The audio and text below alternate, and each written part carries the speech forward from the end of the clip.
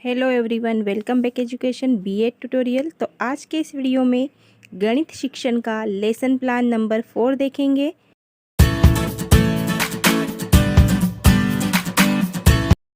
इससे पहले ऑलरेडी गणित शिक्षण पर 3 वीडियो बन चुके हैं। आपने उन्हें अभी तक नहीं देखा है तो उन्हें ज़रूर देखिए। उनका लिंक आपको नीचे डिस्क्रिप्शन बॉक्स में मिल जाएगा। तो चलिए स्टार्ट करते हैं। सबसे पहले हमें पाठ योजना क्रमांक डालना है। तो आज हमारा लेसन प्लान नंबर है 4। इसके बाद जनरल इन्फॉर्मेशन। तो जनरल इन्फॉर्मेशन में आप छात्र अध्यापक या छात्र अध्यापिका है तो आपका नाम, फिर कक्षा, विषय, विद्यालय, दिनांक, अवधि और कालांश, ये सामान्य जानकारी हमें हर लेसन प्लान में डालनी होगी। यहाँ पर कक्षा विषय वो होगा जिस टॉपिक पर आप बच्चों को पढ़ा रहे हैं या जिस कक्षा को आप पढ़ा रहे हो। तो इस प्रकार ये जानकारी फिल करने के बाद हम सामान्य उद्देश्य और गणित शिक्षण के सामान्य उद्देश्य लिखेंगे। तो यहाँ पर हमने पूर्वानुसार लिखा है। हमने जो हमारा फर्स्ट लेसन प्लान नंबर था वहाँ पर ये सारे उद्देश्य एक बार लिख दिए थे। आगे के लेसन प्लान में हम पूर्वानुसार लिख सकते हैं। नेक्स्ट बिंदु है विशिष्ट उद्देश्य। तो यहाँ पर अब हम विशिष्ट उद्देश्य का निर्माण करेंगे जो स्वयं छात्र अध्यापिका को बनाने होते हैं, क्योंकि जो विशिष्ट उद्देश्य होते हैं वह हमारे टॉपिक पर डिपेंड करते हैं कि हम बच्चों को जो कुछ पढ़ाने वाले हैं उस टॉपिक के बाद बच्चा क्या सीखता है, क्या अचीव करता है। तो यहाँ पर हम ज्ञानात्मक, बोधात्मक, प्रयोगात्मक, विश्लेषणात्मक, संश्लेषणात्मक और मूल्यांकन, ब्लूम टेक्सोनॉमी के अकॉर्डिंग इन 6 बिंदुओं पर हम विशिष्ट उद्देश्य का निर्माण करते हैं। तो आप सभी देख लीजिए कि हमने किस प्रकार विशिष्ट उद्देश्य का निर्माण किया है। नेक्स्ट पॉइंट है हमारा शिक्षण सहायक सामग्री। तो यहाँ पर हम शिक्षण के दौरान जो भी मटेरियल यूज़ करते हैं उसका यहाँ पर नाम आएगा। तो यहाँ पर हम चॉक, डस्टर, श्यामपट्ट, संकेतक, चार्ट, मॉडल जो कुछ यूज़ करेंगे वो सामग्री यहाँ पर लिख देंगे। नेक्स्ट हमारा बिंदु है शिक्षण विधियाँ, टीचिंग मेथड। हम जब भी बच्चों को टीच करते हैं तो 1 से 2, 2 से 4 विधियाँ यूज़ करते हैं। तो यहाँ पर हमने प्रश्नोत्तर विधि, व्याख्या विधि, आगमन विधि, निगमन विधि और प्रदर्शन विधि, ये सारी विधियाँ इस लेसन प्लान के दौरान उपयोग में लाई है। तो यहाँ पर हमने लिख दिया है। इसके बाद नेक्स्ट स्टेप है पूर्व ज्ञान, प्रीवियस नॉलेज। तो हम जो कुछ भी पढ़ाने वाले हैं बच्चा उससे संबंधित थोड़ी सी जानकारी रखता है। इससे पहले हमने बच्चों को घन पढ़ाया था और अब हम घनमूल पढ़ाने वाले हैं, तो बच्चा घन के बारे में सामान्य जानकारी रखता है।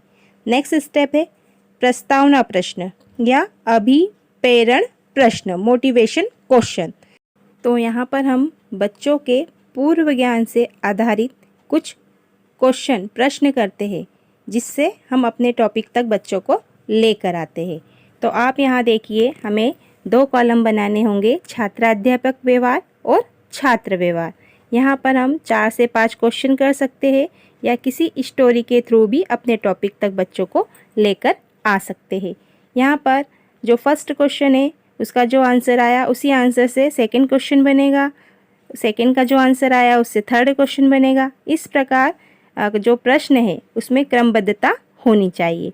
और जो हमारा लास्ट का क्वेश्चन है वह कुछ इस तरह से होना चाहिए कि बच्चा वहाँ पर रुक जाए, निरुत्तर हो जाए। क्यों? क्योंकि हमको आज वही टॉपिक बच्चों को समझाना है।